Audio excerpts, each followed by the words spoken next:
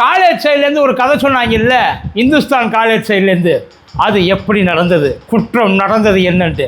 அந்த கதை பூரா அவங்க சொந்த கதையா. அவங்க சொன்னதுக்கும் நடந்ததுக்கும் கொஞ்சம் கூட சம்பந்தமே இல்லைன்றாங்கப்பா. இப்போ இந்த பையன் வந்து சமயக்காரனை அடித்தான் அப்படின்னு சொன்னதுக்காகத்தானே அவனை சஸ்பெண்ட் பண்ணதாக சொன்னாங்க.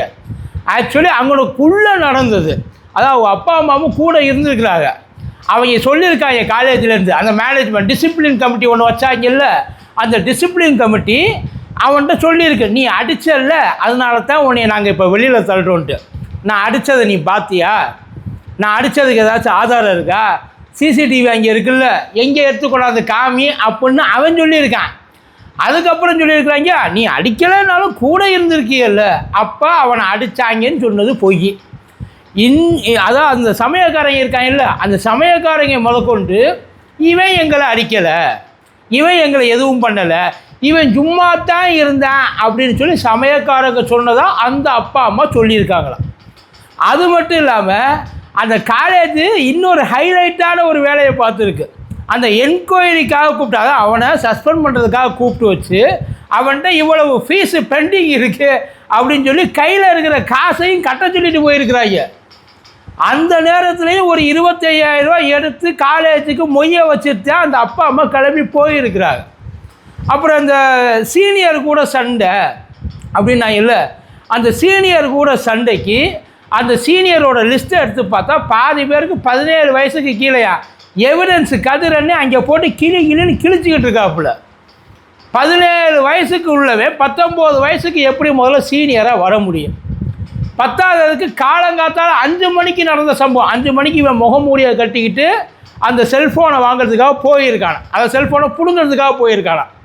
அந்த போன கும்பல் எத்தனை பேர் மொத்தம் அதை கேட்குறாங்கல்ல, அந்த கும்பலில் ஒருத்தரை மட்டும் அடையாளம் கண்டுபிடிச்சது எப்படி?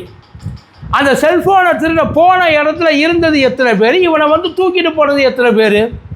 இப்போ எல்லோரும் கேட்குற கேள்வி ஒன்றே ஒன்று தான். இப்போ அத்தனை பேர் ராஜ்மோகன் சார் சைடு போயிட்டாங்க. அதான் இந்த பசங்க சைடோ இந்த காலேஜ் சைடோ அதெல்லாம் அடுத்த பிரச்சனை.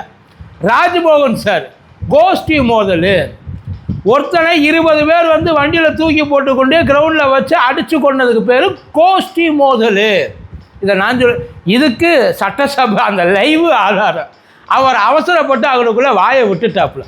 அதை கேட்குறாங்க ஏதோ அடிப்படையில். இப்போ அந்த அண்ணே, அதை அமைச்சர் அண்ணே அதை கோஷ்டி மோதல்னு சொன்னாப்புல. யாரை காப்பாற்றுறதுக்காக இந்த வேலையை இவங்க பார்த்தாங்க? இப்போ அந்த இடத்துல சாட்சி அப்படின்றது முக்கியமான சாட்சி அவங்க அப்பா அம்மா தான்.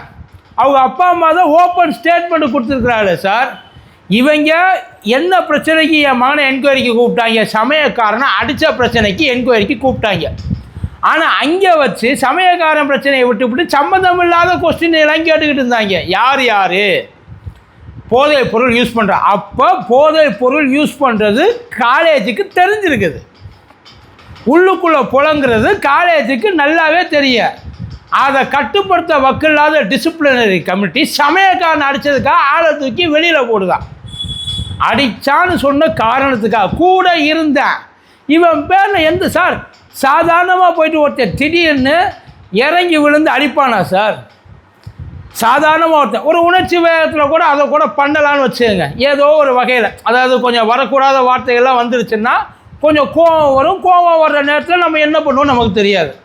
ஆனால் அவன் செல்ஃபோனை போயிட்டு மிரட்டி பறித்து எடுத்துகிட்டு போயிட்டான் ஜூனியர் பசங்கள்கிட்ட. ஜூனியர் பசங்கள்கிட்ட தான் சொல்லியிருக்கேன், 2வது ஆண்டு படிக்கிற பசங்கள்கிட்ட அவன் பறிச்சுட்டு போயிட்டான் அப்படின்றது தான் கேஸு. 5 மணிக்கு களவாண்டு போனது 8 மணிக்கு கேஸு ஃபைல் ஆகிருக்கு போல். எப்படி ஃபைல் ஆச்சு? ஆனால் இதெல்லாம் தெரிகிற அந்த இதெல்லாம் வந்து தெரியுது, அந்த இதுக்கு காலேஜுக்கு தெரியுது. அவன் சமயக்காரன் கூட சண்டை போட்டது, அப்புறம் அந்த அது செல்ஃபோனை பறிச்சுட்டு போனது, இதெல்லாம் காலேஜோட நாலேஜுக்கு வந்துருக்குது.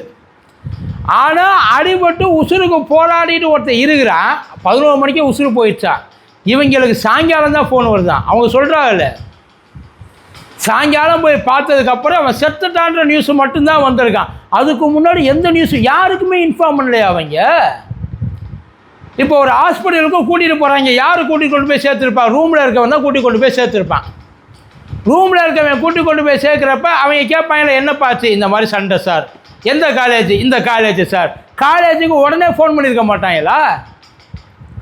காலேஜுக்கு உடனே ஃபோன் பண்ணியிருந்தால் என்ன ஏதுன்ற விவரம் காலேஜுக்கு தெரிஞ்சிருக்காதா? காலேஜ் என்ன பண்ணியிருக்கணும்? அப்பா அம்மாவுக்கு ஃபோன் பண்ணியிருக்கணும்ல.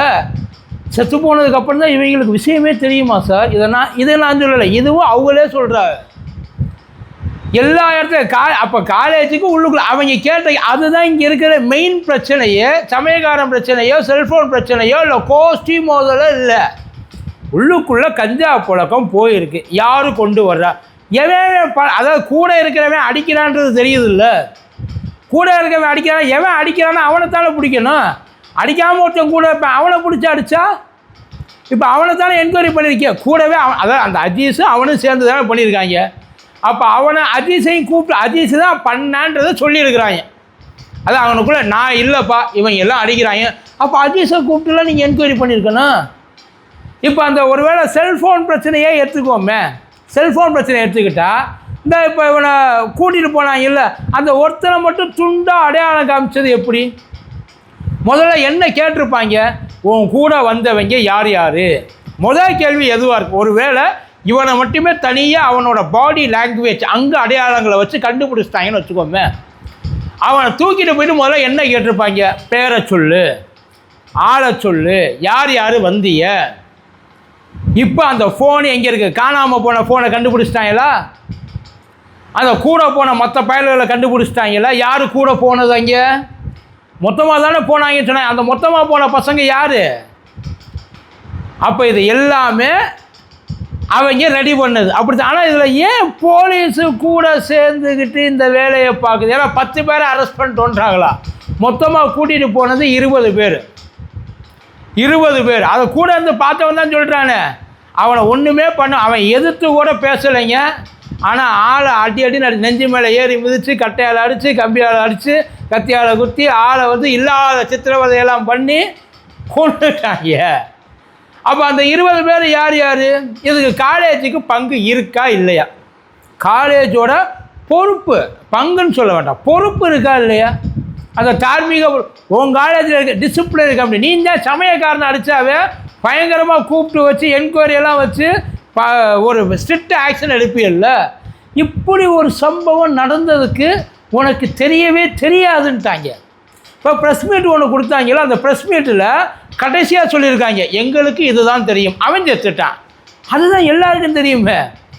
அவன் எப்படி செத்தான்னு எனக்கு எதுவுமே தெரியாதுன்னு சொல்கிறதுக்காக தான் நீ ப்ரெஸ்ஸை கூப்பிட்டியா? இதுக்கு தான் ப்ரெஸ் மீட் வச்சியா? இதுக்கு முன்னாடி நடந்தது என்ன? அப்போ அந்த அப்பா அம்மா சொல்கிறாங்கல்ல, அவங்களோட குற்றச்சாட்டுக்கு உன் பதில் என்ன? அவங்க கூட இருந்து தான் சொன்னாங்கன்னு சொல்கிறாங்கல்ல, அதுக்கு தானே இந்த வேலை. அவங்களுக்கு பரவாயில்ல, சஸ்பெண்ட் ஆனாலும் பரவாயில்ல, அவன் செய்யலைனாலும் பரவாயில்ல, ஃபுல்லாக படிப்பு கட்டு போயிடக்கூடாதுன்னு சொல்லி என்னென்ன முடியுமோ எல்லாத்தையும் தாங்கிட்டு தானே அவங்களும் வந்திருக்கிறாங்க. பிள்ளைய மட்டும் காலேஜ்லேருந்து தூக்கிடாதீங்க. ஒருவேளை அந்த மாதிரி பையனாக இருந்திருந்தா அவன் மேலே ஏதாவது கேஸ் இருக்கா? இல்லை இதுக்கு முன்னாடி காலேஜில் ஏதாச்சும் கம்ப்ளைண்ட் இருக்கா?